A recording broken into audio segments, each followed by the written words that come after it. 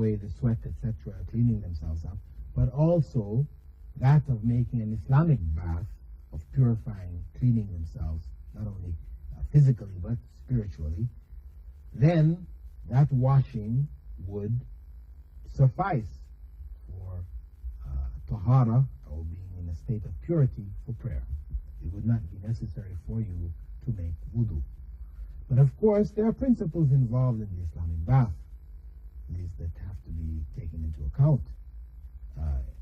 One, that one doesn't touch one's private parts.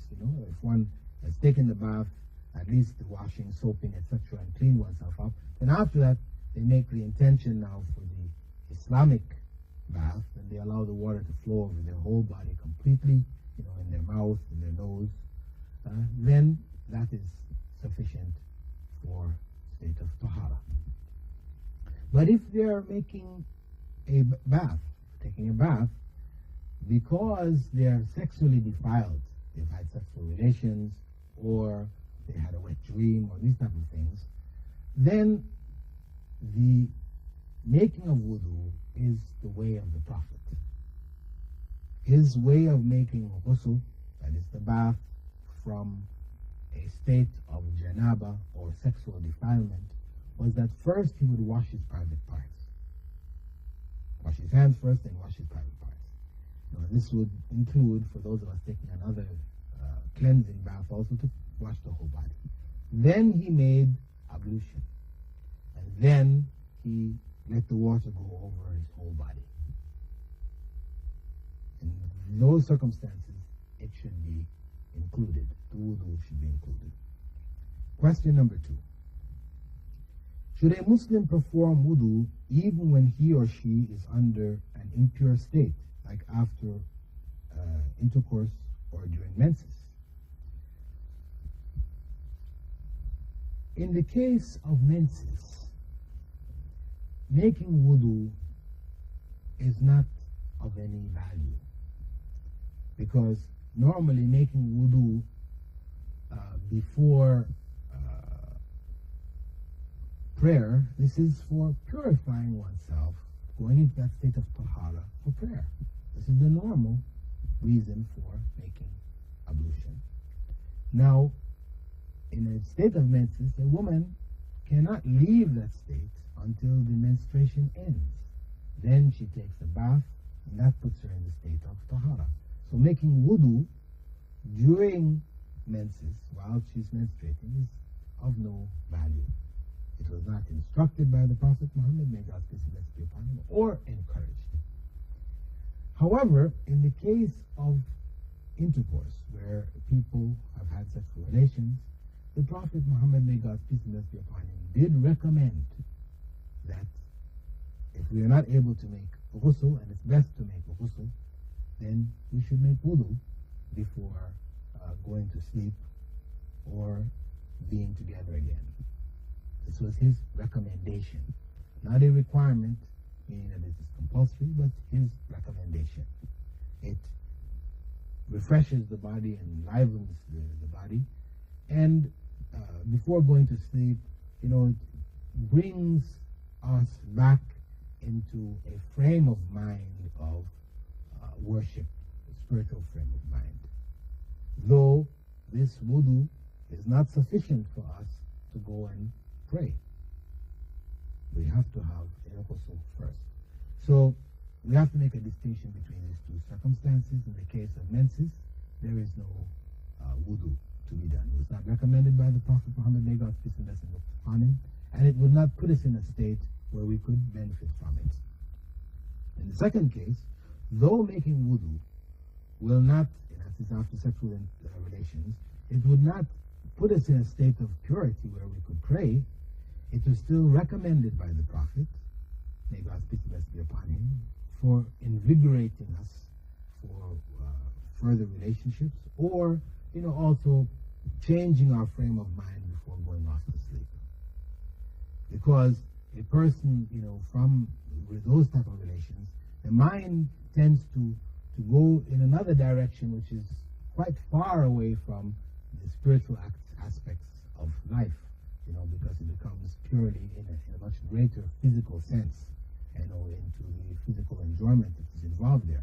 So this is a wudu here is to sort of bring them back before going off to sleep, in the sense of spiritual enlightenment, etc., before going off to sleep. And this is the recommendation of the Prophet.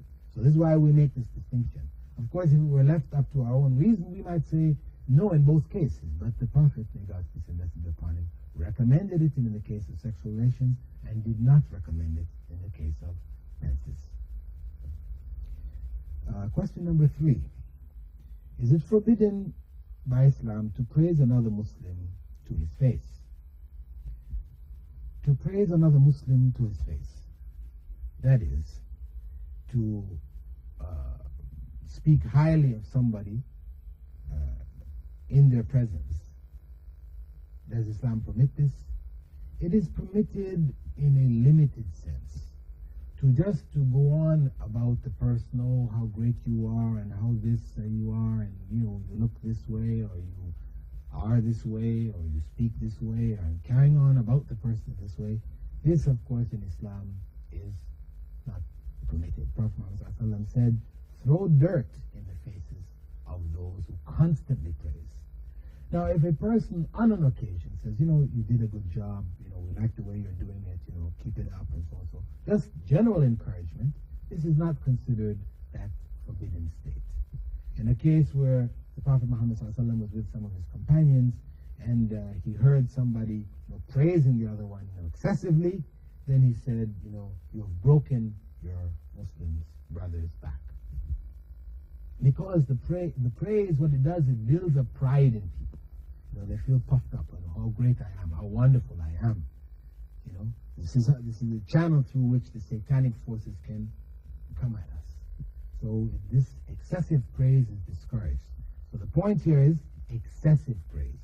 But, giving somebody their due in the sense they've done a good job, saying, okay, thank you very much, you did a good job, we like what you're doing, keep it up. Stuff of, general recognition of the work that others are doing, no harm. Thanking people for the good they've done, this is part of Islam, recommended in Islam. So it is the excessive praise which is forbidden. Question number 4. Does Islam forbid a woman from removing her facial hair? Removing facial hair. Again, the Prophet Muhammad, may God's peace and blessings be upon him, specified that Allah curses the woman who plucks hair from the eyebrows of other women, as well as the woman who has her eyebrows plucked. This is a fitna in these times. Women, due to the cosmetic industry, are promoted to remove the hairs on their eyebrows, to move them maybe totally, and then use some pencil to make some mark on their heads, shaping it this way or that way or whatever way. This is forbidden in Islam. However, if a woman is growing a mustache or a beard, of course, in most cases it's not, the mustache like the mustache of a man, or the beard is not like the beard of a man. However, if she finds these hairs growing on her face, with some amount which makes her unattractive, the scholars have ruled that it is permissible for her to remove it. It may be done, she may use peroxide, some other substance to change its color so it is not visible, because actually in many cases once you start removing these hairs, then they grow back.